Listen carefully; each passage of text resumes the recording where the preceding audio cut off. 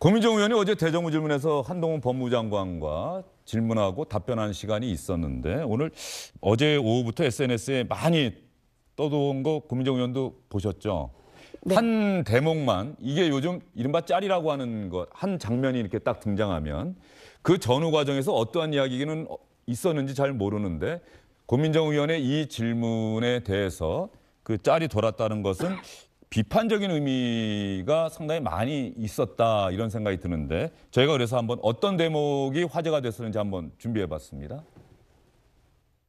박근혜 대통령의 국정농단 사건 가운데 삼성 관련된 것을 하셨다. 결과적으로 21년 대법원에서 징역 20년, 벌금 180억 확정됐죠. 그런데 여기에 대해서 과도하다는 비판도 있습니다. 어떻게 생각하십니까?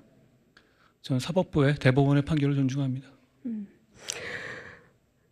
그리고 11월 지난해였습니다. 그 전이었죠. 사실은 제가 장관님께 다른 질문을 드렸는데 장관님께서는 독직폭행을 계속 말씀을 하시더라고요. 그런데 11월에 그 독직폭행 정진웅 검사는 대법원에서 무죄 판결을 받았군요. 네, 여기에 대해서 대법원 판결 존중하십니까? 제가 공감하지 않는 부분은 있지만 당연히 존중은 합니다. 제가 그렇게 입장을 냈고요. 그래서. 네, 대법원 판결이라는 게 그렇게 중요한 건가요? 그게 무슨 말씀이신지. 그게 무슨 말씀이시죠? 질문 그대로를 드린 겁니다. 대법원 판결이 중요한 건가요? 이렇게 질문하신 거 맞습니까? 대법원 판결은 대한민국 국민이라면 존중해야 되는 것은 맞습니다. 예. 바로 저 대목이에요. 대법원 판결이라는 게 그렇게 중요한 건가요? 그래서 왜 고민정 의원이 이건 약간 상식과 떨어진 질문을 한 것 아니냐 이런 비판적인 그 짤이 네. 많이 돈 것 같아요. 왜 맞습니다. 저렇게 질문하셨습니까? 저기까지만 보시면 완전히 이상한 국회의원이죠. 예. 그러나 그 다음에 박진 장관에게 강제징용에 대한 대법원 판결의 중요성을 물어보기 위해서 이 대법원과 관련되어 있는 법무부 장관에게 그 답을 이끌어낸 겁니다.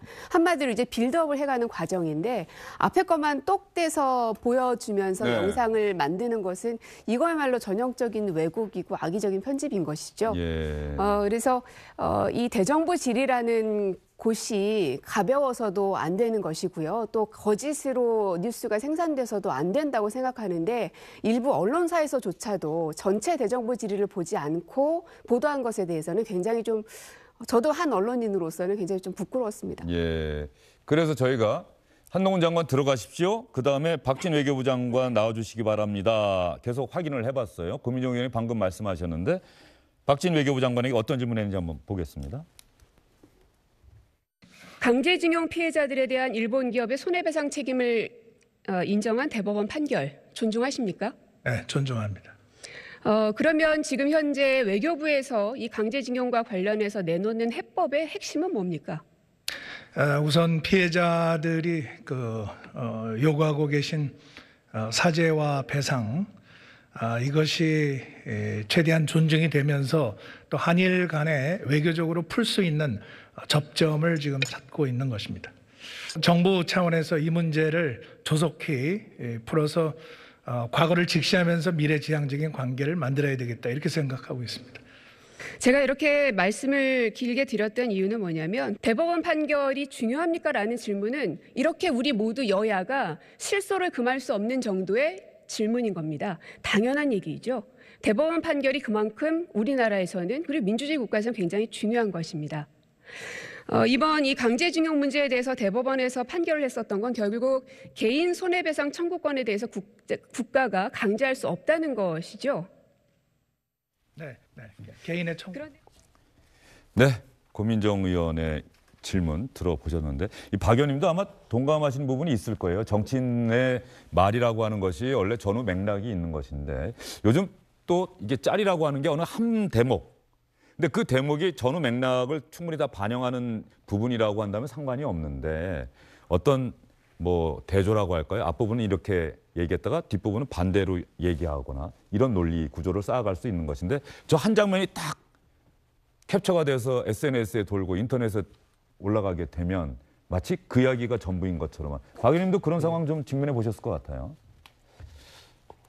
저는 뭐 특별히 기억나는 건 없는데 하여튼 저렇게 일부만 편집함으로 인해서 제일 곤혹스러웠던 정치인 중에 한 분이 우리 대통령이시죠.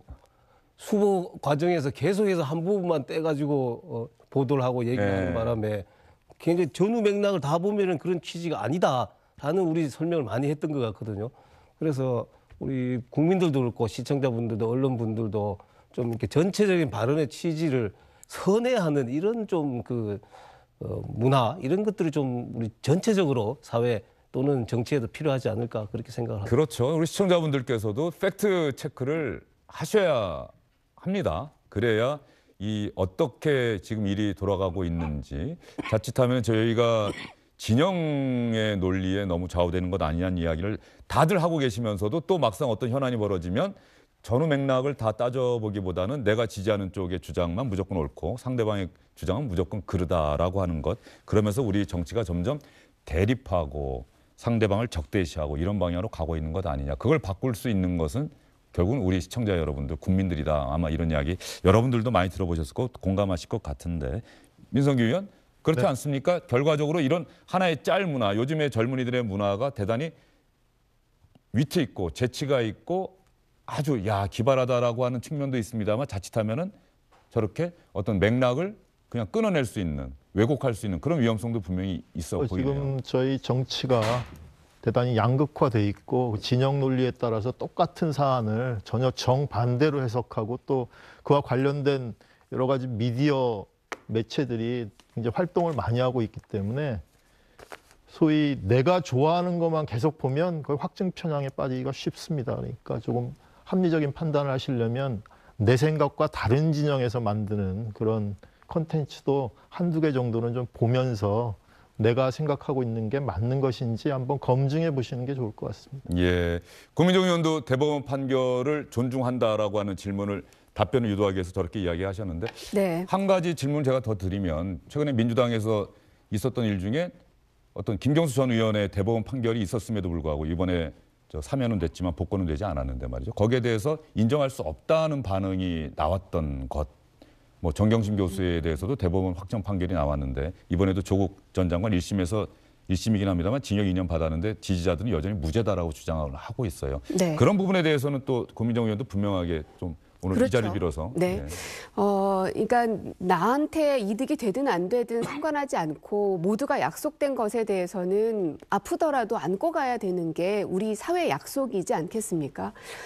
제가 이 대법원 판결을 계속 말씀드렸던 이유는 강제징용 문제는 무엇보다 국가가 개입할 수 없는 개인의 사안으로 이게 결론이 나 있는데 이것을 마치 국가가 개입해서 새로운 의견과 결과물을 도출하려는 시도들이 계속 보여지고 있기 때문에 굉장히 좀 우려스러워서 말씀을 좀 드렸었던 것이고요.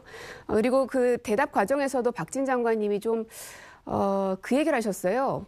그 일본 한 신문에서 담화문을 계승한다고 하는 방향으로 도출될 수도 있다라는 보도가 나왔는데 우리 외교부에서도 여기에 동의하냐 그랬더니 수용 가능하다라고 답을 하셨거든요.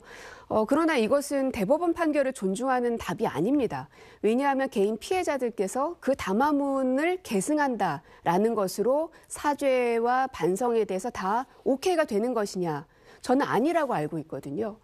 그래서 결국은 대법원 판결을 존중한다는 답은 한동훈 법무부 장관, 박진 외교부 장관 또 저를 비롯해 모두가 다 동의하고 있으니 향후 강제징용 문제 어떻게 풀릴지는 좀 지켜봐야 될 것 같습니다. 네. 제가 짧게 한 말씀만 드리겠습니다.